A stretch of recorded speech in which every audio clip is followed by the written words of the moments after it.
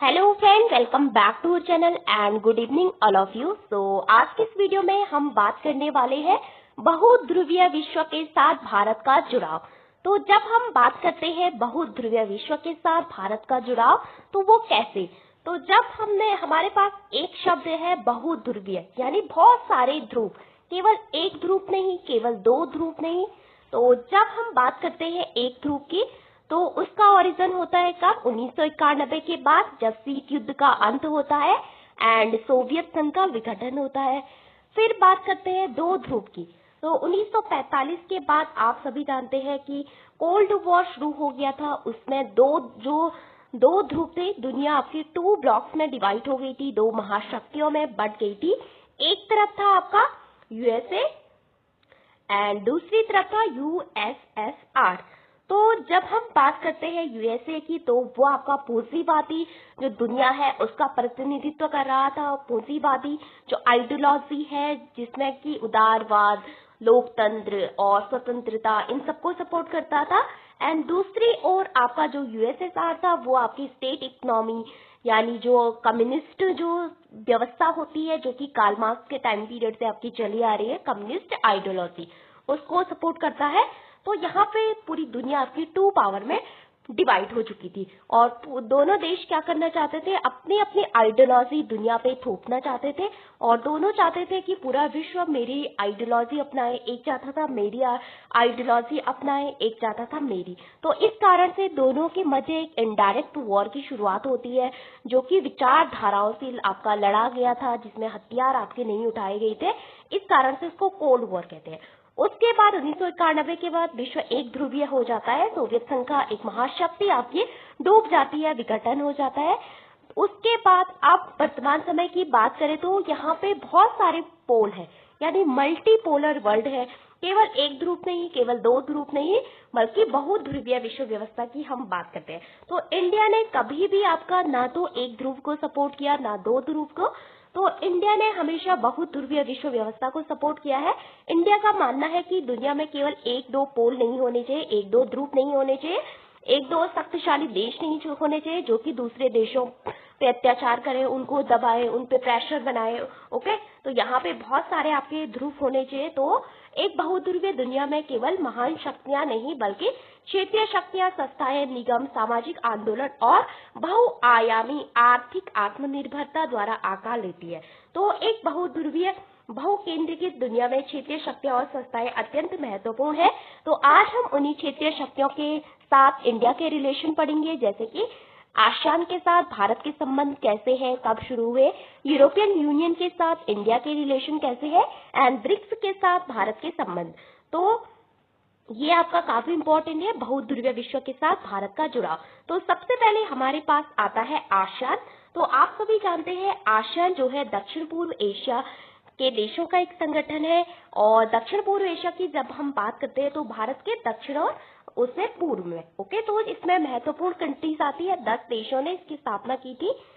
तो वर्तमान समय में इसमें 11 देश है और स्थापना के समय केवल 5 देश आपके शामिल थे इसमें। उसको भी बताएंगे वो 5 देश आपके कौन कौन से थे। तो उसकी स्थापना कब होती है आसियान की? तो 8 अगस्त 1967 को बैंकॉक घोषणा पत्र पर हस्ताक्षर करके इसकी स्थापना हुई थी और इसका हेडक्वार्टर है जकार्ता, इंडोनेशिया में। और उस समय इसमें 5 देश थे IMPST। तो इन आपका Indonesia, Malaysia, Philippines and Singapore, Thailand. तो बात है आपके 5 देश और जुड़े।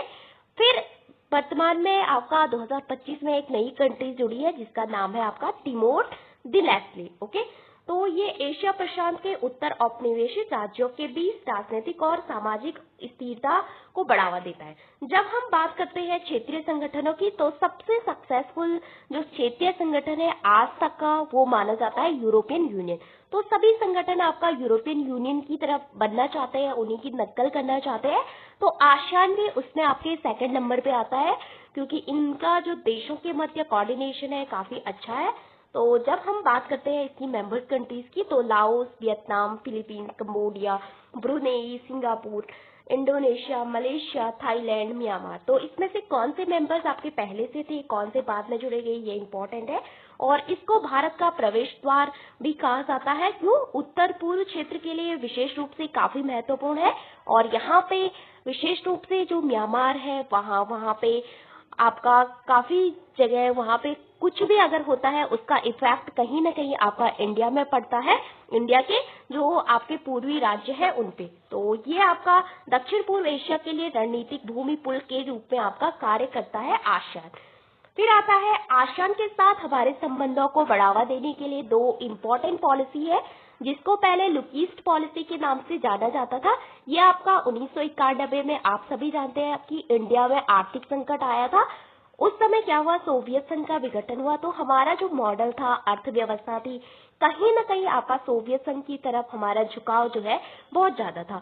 तो वहां पे हम उनके जो मॉडल है पंचवर्षीय योजना उनको फॉलो करते थे। स्टेट कंट्रोल इकोनॉमी को हमारे देश में फॉलो किया जाता था, क्योंकि बहुत सारी चीजें हमारा सरकार के कंट्रोल में होता था। तो जैसे ही सोवियत संघ का विघटन हो जाता है, समाजवादी मॉडल फेल हो जाता है, तो हमारे देश में आपका आर्थिक संकट आता है। तो वहां पे एलपीजी क्राइसिस आया था। तो उस समय हमने अब अपने देश में एलपीजी क्राइसिस को रिजॉल्व किया, नई आर्थिक नीति अपनाई। उस समय हमारे जो वित्त मंत्री थे doctor Manmohan Singh and prime minister थे पीवी नरसिम्हा राव। तो तब जब हमारा जो संकट है वो टल गया, उसके बाद हमें एक नए मार्केट की जरूरत थी। तो तब हमने दक्षिण पूर्व एशिया के जो देश थे उनकी तरफ देखना शुरू किया। तो इस कारण से हमने ये पॉलिसी लॉन्च की थी आपका। तो यहाँ पे आर्थिक एकीकरण को बढ़ाना और आर्थिक स्थान की खोज के रूप में हमने लुक ईस्ट पॉलिसी यानी पूर्व की ओर देखो नीति लागू की 1991-92 में पीवी नरसिम्हा राव द्वारा ये आपकी लागू की गई थी। उसके बाद 2014 में यहाँ पे नई सरकार आती है प्राइम मिनिस्टर मोदी जी के नेतृत्व में।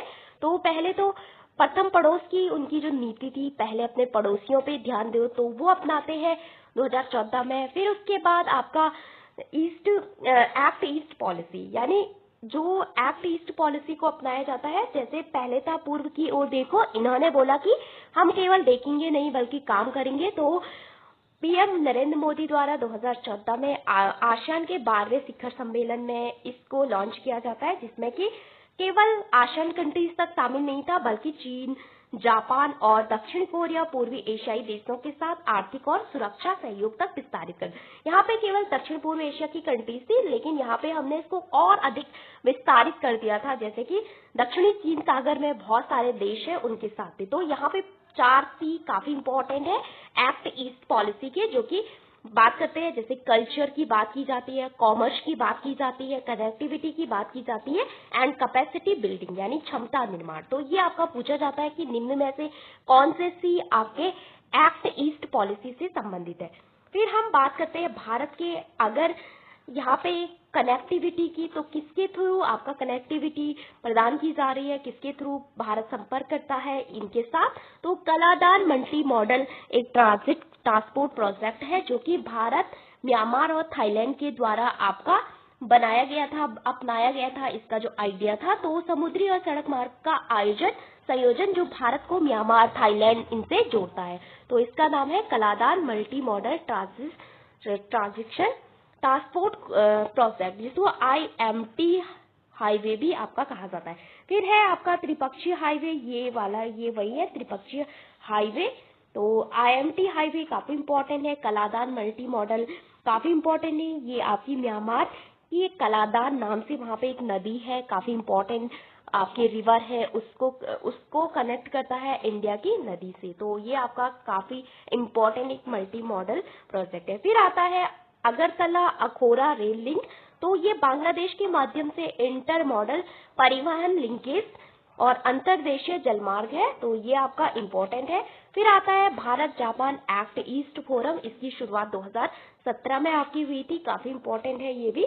तो ये आपका जापान के साथ हमारे को जोड़ता है। ओके, तो यहाँ पे फ्री एंड इंडो पैसिफिक को सपोर्ट करता है, जो रणनीति है दोनों देशों के। और पूर्वोत्तर भारत में सड़क, पुल और जल विद्युत परियोजना का आधुनिकीकरण करने में महत्वपूर्ण भूमिका निभाता है।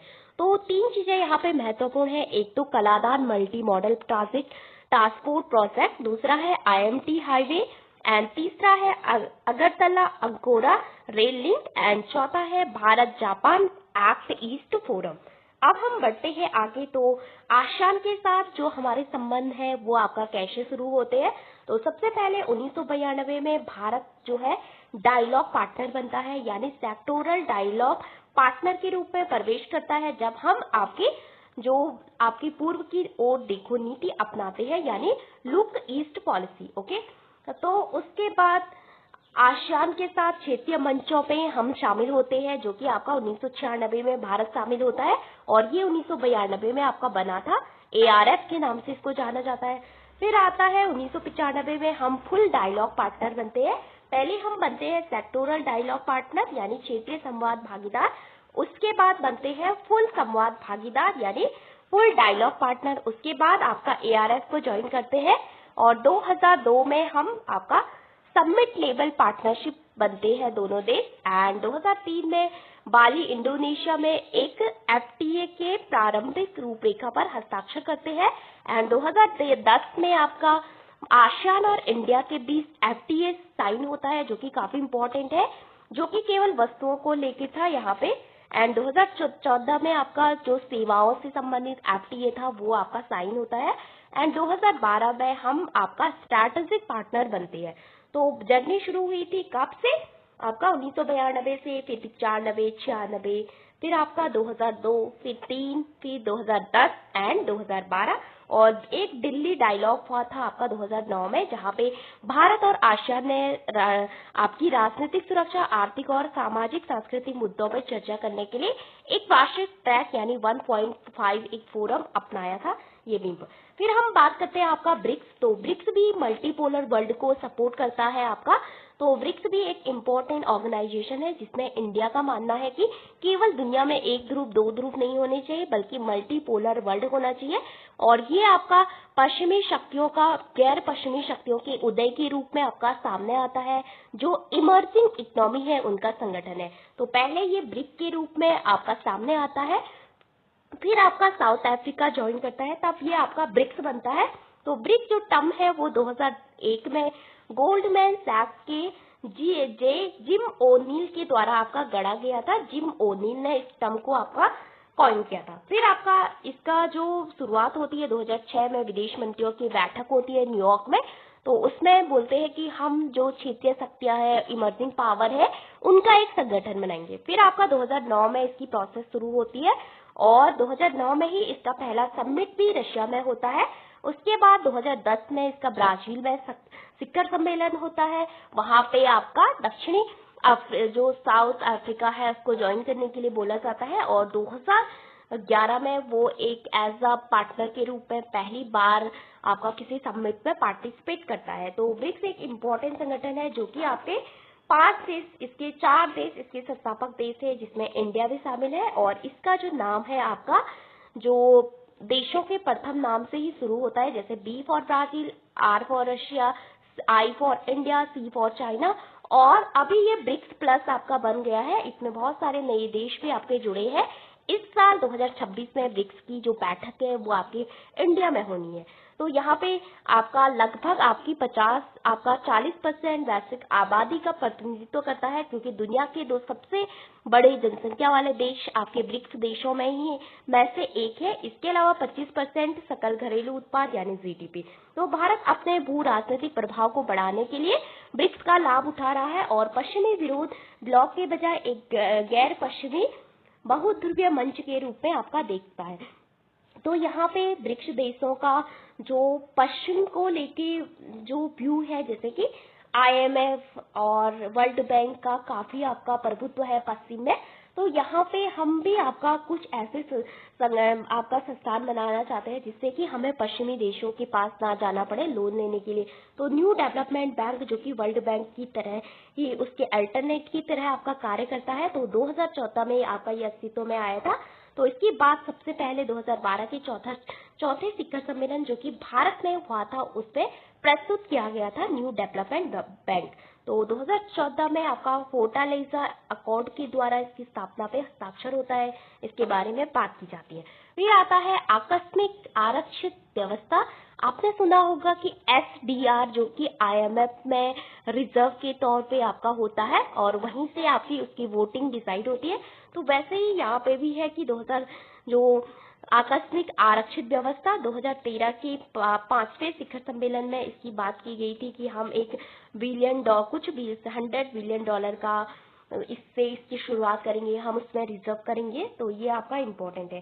तो आपका एनडीबी और सीआरए के अलावा इसी सम्मेलन में ब्रिक्स व्यापार परिषद और ब्रिक्स थिंक टैंक की स्थापना भी की गई थी। तो ये जो एनडीबी था आपका 2014 में बना फुल्ली, एंड फोर्टालेजा अकॉर्ड इससे संबंधित है एनडीबी से। तो न्यू डेवलपमेंट बैंक इसका नाम है। तो सबसे पहले इसका आइडिया 2012 में भारत के द्वारा आपका दिया गया था। ओके, फिर मूव करते हैं आगे।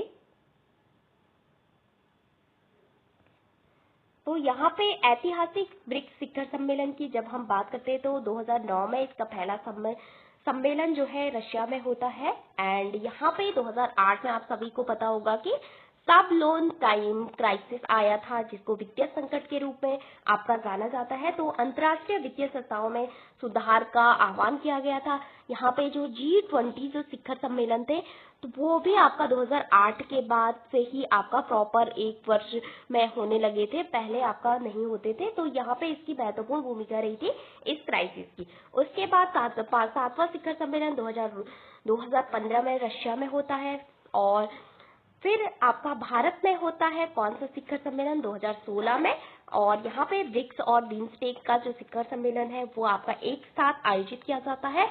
एंड 2009 जो 17 है उसका शिखर सम्मेलन भी आपका चाइना में होता है।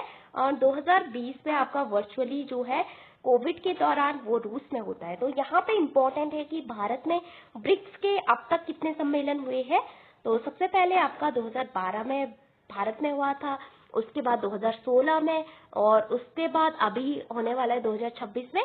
तो ब्रिक्स के अब तक कितने शिखर सम्मेलन इंडिया में हुए हैं, इंडिया में होने वाले हैं, ये आपका इम्पोर्टेंट है।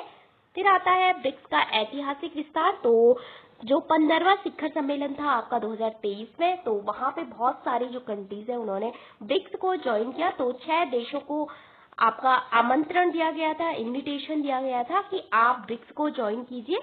तो यहाँ पे बहुत सारी कंट्रीज ने ज्वाइन भी किया, जिसमें कि अर्जेंटीना ने आपका पहले बोला था कि हम ज्वाइन करेंगे, लेकिन बाद में वहाँ पे सरकार चेंज हो जाती है तो वो आपका बोलते हैं कि हम इसको ज्वाइन नहीं करेंगे। फिर है मिस्र, इम्पोर्टेंट है, इजिप्ट ने इसको ज्वाइन किया था, इथियोपिया ने ज्वाइन किया था, आपका ईरान ने ज्वाइन किया था, और सऊदी अरब ने इसको ज्वाइन किया था, और यूएई को ज्वाइन किया था। तो इन 5 ने आपका ज्वाइन किया था इसको प्रारंभ में। फिर आपका 2025 में 1 जनवरी 2025 में इंडोनेशिया ने इसको ज्वाइन किया। तो वर्तमान समय में अगर हम इसकी ऑफिशियल वेबसाइट पे देखें कि कितने मेंबर्स हैं, तो वहां पे आपका 11 लिखा है, जो कि हाल ही में इंडिया के द्वारा आपकी लॉन्च की गई है। तो यहाँ पे 40 से अधिक राष्ट्रों ने ब्रिक्स का पूर्ण सदस्य बनने में अपनी गहरी रुचि दिखाई है। इसके अलावा ग्लोबल साउथ के बदलते शक्ति संतुलन को ये दिखाता है। जो ग्लोबल साउथ के जो देश है दक्षिण के, वैश्विक दक्षिण है, जिसमें कि अल्प विकसित और विकासशील देश शामिल हैं, उनके मंच के रूप में आपका ब्रिक्स कार्य कर रहा है। इसके अलावा आपका ब्रिक्स के मंच पे भारत की कूटनीति, तो सीमा विवाद यहाँ पे इम्पोर्टेंट मुद्दा है भारत पे, एलएसी एलओसी दोनों। तो एलएसी में मेनली जो चाइना की तरफ से है। फिर आता है यहाँ पे अंतर्राष्ट्रीय बिग कैट अलायंस, जो कि भारत के द्वारा लॉन्च किया गया था, जहाँ पे आपका जो लुप्तप्राय जो बड़ी बिल्लियां हैं आपकी, उनके लिए, उनकी सुरक्षा के लिए एक वैश्विक संगठन था। तो इसका जो लॉन्च था इंडिया ने किया था। बहुत सारे जो वैश्विक जो बड़ी बिल्लियां होती है उनके प्रोटेक्ट के लिए, जिसमें जागवार ऐसे शामिल है। फिर है आपका यूरोपियन यूनियन के साथ बात करें तो 27 देशों का संगठन है, एक राजनीतिक और आर्थिक समूह है, और अब तक का सबसे सक्सेसफुल संगठन इसको माना जाता है यूरोपियन यूनियन को। तो बहुत सारे देश यूरोपियन यूनियन की नकल करके ऐसे ही आपका बनना चाहते हैं। तो 1960 में हमारा यूरोपियन यूनियन के साथ आपकी संबंधों की शुरुआत होती है, एंड उसके बाद यूरोपियन यूनियन की प्रोसेस है काफी लंबी चलती है। 1957 में एक इकोनॉमिक कम्युनिटी के रूप में वो बनता है। फिर 1992 में जाके फुल्ली बनता है, वहां पे एक ट्रीटी होती है, मास्ट्रिक्ट ट्रीटी, उसके तहत 1993 में इसकी फॉर्मल रूप से स्थापना होती है। तो भारत पहला ऐतिहासिक भारत यूरोपियन यूनियन शिखर सम्मेलन हुआ था 2002 में, और 2004 से हम स्ट्रैटेजिक पार्टनरशिप आपके बनते हैं यूरोपियन यूनियन के साथ। अभी यूरोपियन यूनियन के साथ भारत की जो एफटीए है वो आपकी हुई है हाल ही में 27 जनवरी के दिन आपका 27 देशों के साथ। काफी इंपॉर्टेंट है, जहाँ पे यूरोपियन काउंसिल की जो प्रेसिडेंट है, इसके अलावा यूरोपियन कमीशन के जो प्रेसिडेंट है वो इंडिया आए थे। तो ये BTIA के नाम से आपका 2007 से आपकी चल रही थी जो शिखर सम्मेलन था, ये आपका FTA था वो, जिसको व्यापार और निवेश समझौता आपका कहा जाता है। तो ये आपका काफी इंपॉर्टेंट है, और 10वां सबसे बड़ा भागीदार इसको माना जाता है यूरोपियन यूनियन को। तो इसके अलावा यूरोपियन यूनियन के साथ आपका क्या क्या इंपॉर्टेंट है, कुछ इंपॉर्टेंट जैसे कि उत्कृष्ट विज्ञान, औद्योगिक नीतियाँ, नेतृत्व, सामाजिक चुनौतियाँ, ये इंपॉर्टेंट है। इसके अलावा IMEC एक कॉरिडोर है जो कि भारत के द्वारा प्रस्तावित किया गया था G20 की मीटिंग में। तो इसमें भी बहुत सारी कंट्रीज जो है मेंबर्स है, जैसे कि भारत हो गए, यूरोपियन यूनियन हो गया, आपका फ्रांस हो गया, जर्मनी हो गया, इटली हो गया, अमेरिका हो गया, सऊदी अरब हो गया, UAE हो गया। तो ये इंपॉर्टेंट, तो ये आपका मुंबई से भारत को यहाँ से आपका यहाँ तक जोड़ने का प्रयास करता है। यहाँ से हम यूरोप पहुंचने की आपकी कोशिश कर रहे हैं। काफी इंपॉर्टेंट एक संगठन है, और इसको जो है भारत ने लॉन्च किया था IMEC कॉरिडोर के नाम से, आपका कनेक्टिविटी बढ़ाने के लिए। तो ये था आपका यूरोपियन यूनियन के साथ कुछ ऐतिहासिक समझौते, जैसे कि 2004 में सीमा शुल्क सहयोग समझौता होता है, 2006 में आपका एक MAU पे साइन होते हैं, 2012 में ऊर्जा को लेकर कुछ समझौता होता है, 2013 में, ये आपका इम्पोर्टेंट नहीं है। एंड तो आसियान क्षेत्रीय भागीदार, ये इम्पोर्टेंट है आपका। एंड पहला EU लिस्बन शिखर सम्मेलन 2002 में, 2004 में रणनीतिक सहयोग, पहला ब्रिक्स सम्मेलन 2009 में आपका होता है, और भारत आसियान FTA 2010 में आपका हुआ था। एंड आसियान रणनीतिक भागीदार यानी भारत आसियान का स्ट्रैटेजिक पार्टनरशिप बनता है 2012 में। एक्ट ईस्ट पॉलिसी अपनाई जाती है 2014 में, और G20 में IMEC की घोषणा भारत के द्वारा की गई थी, और 2023 में आपका ब्रिक्स का विस्तार किया गया है, 6 नए देश में जोड़े गए, और इंडोनेशिया ने लास्ट में आपका ज्वाइन किया था, और अर्जेंटीना ने ज्वाइन करने से आपका मना किया। NDP की स्थापना होती है 2014 में। तो ये आपका इम्पोर्टेंट है। तो भारत जो आपका मल्टी मोडल, जो मल्टीपोलर वर्ल्ड है, उसकी शुरुआत में विश्वास करता है, उसकी स्थापना में विश्वास करता है, जैसे कि पूर्व की ओर आसियान के साथ संपर्क बनाने को लेके तो कलादान मल्टी मॉडल प्रोजेक्ट, त्रिपक्षीय राजमार्ग, Agartala Akhaura rail link, Japan के साथ act east forum and NDB, इसके अलावा CRA जहाँ पे कि $100 बिलियन की व्यवस्था करने की बात की गई है। इसके अलावा आपका रणनीतिक गलियारे जैसे कि IMEC कॉरिडोर, ये इम्पोर्टेंट है। तो इसके अलावा आसियान के साथ हमने ये देख लिया। तो एक ARF है, इसकी स्थापना कब हुई थी, ये इम्पोर्टेंट है आपका। पूर्वी एशिया शिखर सम्मेलन आपका 2005 से आपका शुरुआत होती है, इंडिया 2005 में इसका मेंबर बन रहा है। फिर है ADMM+, जो कि रक्षा मंत्रियों की बैठक होती है, काफी इम्पोर्टेंट है। तो यहाँ पे इम्पोर्टेंट है, ये आपका आसियान के साथ होती है। इसके अलावा आपका तो मल्टीपोलर वर्ल्ड की बात करें तो बहुध्रुवीय विश्व में भारत का मास्टर प्लान क्या है, आसियान के साथ भी संबंधों को बरकरार रखना है अच्छे से, और ब्रिक्स के साथ भी आपका, एंड यूरोपियन यूनियन के साथ। तो उभरती हुई बहुध्रुवीय दुनिया भारत के लिए केवल एक चुनौती नहीं बल्कि एक कूटनीतिक लचीलेपन, आर्थिक विस्तार और वैश्विक नेतृत्व का सबसे बड़ा रणनीतिक अवसर है। ओके, तो कुछ इंपॉर्टेंट प्रश्न करते हैं इससे रिलेटेड। तो हमने देखा कि बहुध्रुवीय विश्व में भारत, तो यहाँ पे 3 संगठन के बारे में हमने देखा कि इनके साथ डिटेल में तो नहीं पढ़ा, डिटेल में हम इनको 1 बाय 1 पढ़ेंगे। तो आसियान के साथ बात करें तो काफी इम्पोर्टेंट है इंडिया के रिलेशन वहाँ पे, तो यूरोपियन यूनियन के साथ भी इम्पोर्टेंट है। इसके अलावा ब्रिक्स के साथ, इसके अलावा आपका कुछ इम्पोर्टेंट प्रश्न जैसे कि नई दिल्ली में G20 शिखर सम्मेलन के अवसर पर किस प्रमुख आर्थिक गलियारे की घोषणा की गई थी, तो IMEC, जिसका पूरा नाम है आपका India middle east Europe economic corridor. तो ये आपका लॉन्च किया गया था, जहां पे इसके मेंबर्स हैं आपके इंडिया, ईयू, यूएस और मिडिल ईस्ट पार्टनर। तो ये आपका एक इम्पोर्टेंट गलियारा था जो कि भारत की जो यूरोप तक पहुंच बनाने में आपका महत्वपूर्ण है। और किस ब्रिक्स शिखर सम्मेलन में न्यू डेवलपमेंट बैंक की स्थापना के समझौते पर प्रस्ताव किया गया था? तो 2014 में 6th ब्रिक्स समिट, और 2012 में इसका आइडिया इंडिया ने दिया था। एंड इसकी स्थापना होती है 2014 में ब्रिक्स के 6ठे शिखर सम्मेलन में। फोर्टालेसा अकॉर्ड इससे संबंधित है। फिर आता है 2023 में ब्रिक्स शिखर सम्मेलन में ब्रिक्स में शामिल होने वाले आमंत्रित 6 देशों में से नहीं था। तो आमंत्रित 6 देशों में से नहीं था तो नाइजीरिया नहीं था। अर्जेंटीना को भी आमंत्रित किया गया था, लेकिन अर्जेंटीना ने आपका ज्वाइन करने से आपका मना कर दिया था। उसके बाद आता है कि जो एक्ट ईस्ट नीति के जो सी है, 4C, वो कौन कौन से? कल्चर है आपका, कंट्रोल नहीं है, वाणिज्य है, कॉमर्स है आपका, कैपेसिटी बिल्डिंग है, और यहाँ पे और क्या है आपका कनेक्टिविटी इम्पोर्टेंट है। इसके अलावा इस वर्ष भारत आसियान रणनीतिक संबंधों को स्ट्रैटेजिक पार्टनरशिप के उच्च स्तर तक पहुंचाने का प्रयास किया गया था। तो 2012 में काफी इम्पोर्टेंट है। तो यहाँ पे आपकी स्ट्रैटेजिक पार्टनरशिप हुई थी आसियान के साथ। फिर आता है आकस्मिक रिजर्व में जो पूंजी है वो कितनी आवंटित की गई है? तो उसकी संख्या है आपका $100 बिलियन। ओके, तो ये आकस्मिक रिजर्व जो है आपका वहां पे इसकी व्यवस्था की गई थी। एंड ये 5वें ब्रिक्स सम्मेलन में इसका आइडिया आया था आपका। फिर आता है 1992 में किस प्रधानमंत्री ने लुक ईस्ट पॉलिसी की शुरुआत की थी? तो वो थे पीवी नरसिम्हा राव। तो जो दक्षिण पूर्व एशियाई देशों के साथ एकीकरण बनाने के लिए ये आपका शुरू किया गया था। फिर है आपका ये कुछ एग्रीमेंट हमने देख लिए थे। तो यहाँ पे हमने 3 संगठन के बारे में पढ़ा है, जैसे ब्रिक्स के कुछ इंपॉर्टेंट शिखर सम्मेलन है। पहला शिखर सम्मेलन रूस में हुआ था 2008 के वित्तीय संकट के बाद। फिर दूसरा सम्मेलन ब्राजील में हुआ था। तीसरा आपका चाइना में हुआ था, जहाँ पे दक्षिण अफ्रीका शामिल हुआ, और ब्रिक्स का गठन हुआ ब्रिक्स से ब्रिक्स का। चौथा 2012 में भारत में हुआ था, जहाँ पे एनडीबी का जो आइडिया है वो प्रस्तावित किया गया था। और जो 5वां है वो दक्षिण अफ्रीका में हुआ था, वो इम्पोर्टेंट है। 6वां शिखर सम्मेलन इम्पोर्टेंट है, यहाँ पे एनडीबी के बारे में आपकी बात की गई थी। तो आसियान के साथ बात करें तो कलादान मल्टी मॉडल प्रोजेक्ट काफी इम्पोर्टेंट है।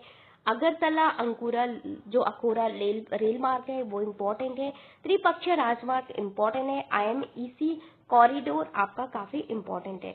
तो ये आपका कुछ इम्पोर्टेंट है, जैसे CRA कंटीजेंट रिजर्व अरेंजमेंट। फिर आता है जो 4C है वो इम्पोर्टेंट है। NDB आपका इम्पोर्टेंट है। एंड BTIA यानी broad based trade and investment agreement, जो कि EU के साथ है, और अभी 2007 में इसकी शुरुआत हुई थी, और 2026 में ये आपका फाइनलाइज हो गया है, जिसको EU FTA भी आपका कहा जा रहा है। तो ये था मल्टीपोलर वर्ल्ड के बारे में कुछ इम्पोर्टेंट जो संगठन है उनके बारे में। So thank you for watching this video.